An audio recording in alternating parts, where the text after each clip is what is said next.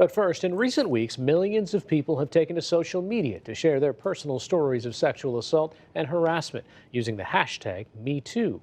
The woman behind the original Me Too campaign wants to make sure marginalized voices aren't lost in the current conversation.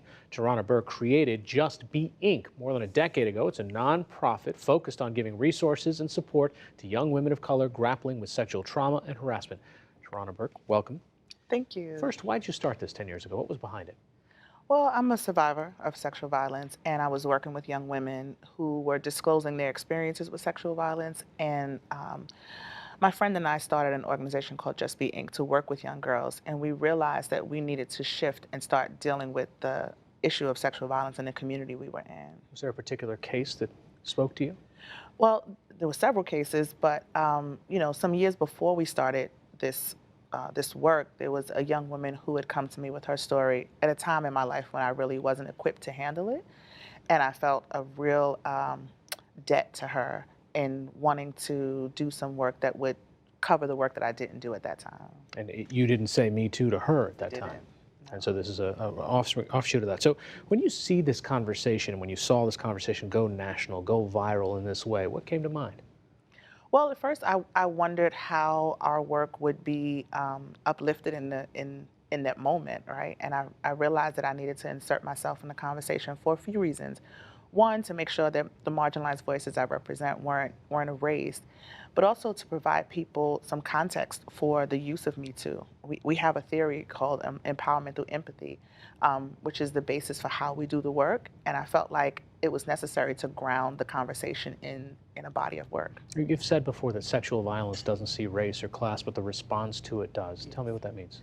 That means that when we see things like Harvey Weinstein having dozens and dozens of accusers, and the only person he responds to is Lupita Nyong'o, and the black woman, that means something. It also means that when you have all of these powerful, rich, wealthy men who are white and attacking or victimizing white women gets all of this attention, but you have somebody like R. Kelly who has been a known sexual predator for 2 decades, but his victims are all black girls. Why do you think that disparity exists? Well, I think it's rooted in the oppression that people of color face in this country.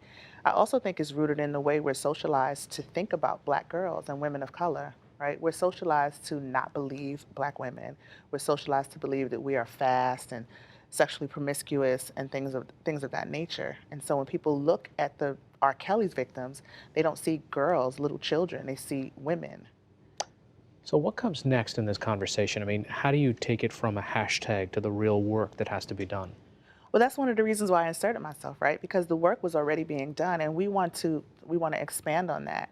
I think what we've seen over the last month is mass disclosure across social media, and as much as that is empowering, it is also problematic in some ways. People don't have a way to process. People don't have a way to think about what happens after they disclose their experience with sexual violence.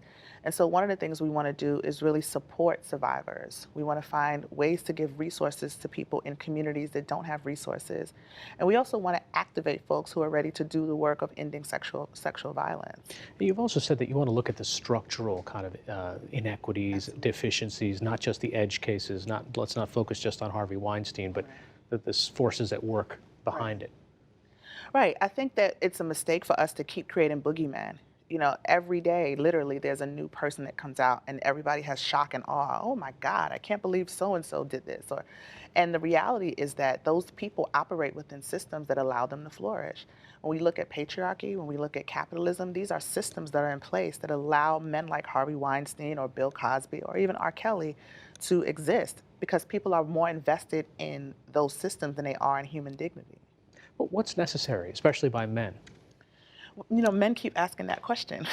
I think men need to be proactive. I think that they don't need to wait for women to lead the way, because this is really the thing that troubles me is oftentimes men say, well, I want to be better because I have a daughter and because I have a wife. And really it should be, I want to be better because I'm a human being and I recognize that women are human beings and I should be honoring their dignity and their humanity, not just because I'm connected, have a familial connection. So men need to be proactive. They need to do research. There are tons of organizations who help men understand patriarchy and privilege, and they need to start dismantling those things. Speaking of inserting yourself in the conversation, there's a piece of legislation on Capitol Hill right now that has the title, Me Too, in the title. Yeah. But this isn't something that you're behind. No, I'm not behind it, and I don't know what to make of it. So there was a Me Too Congress hashtag that came about, and I thought it was powerful that people in Congress were stepping forward and talking about the sexual harassment that they face in Congress. But the way this bill is being framed, I think people are thinking that this is something for survivors of sexual violence across the board when it's not. Just using the name Me Too feels like it's trading on the popularity of the moment, which is fine because everybody's doing that. But I think they need to be more clear that this is not a bill that's going to support survivors of sexual violence. It's very specific to the people who work on Capitol Hill. Do you think all of this attention is an actual tipping point, or are we going to get caught up in the next movement, the trends? It's definitely a viral moment, and I think that we should acknowledge that, and that's fine. I think that people are really caught up in what's going to happen, and is this going to be a viral moment? What's going to happen is what we allow to happen, and so the work already existed. The work will continue, and I feel like this is a tipping point. This is a place where this is a cultural shift, and I'm going to do the best I can to take advantage of that and continue this work far beyond the hashtag. All right, Tarana Burke of Just Be Inc., the creator of the Me Too movement. Thanks so much. Thank you.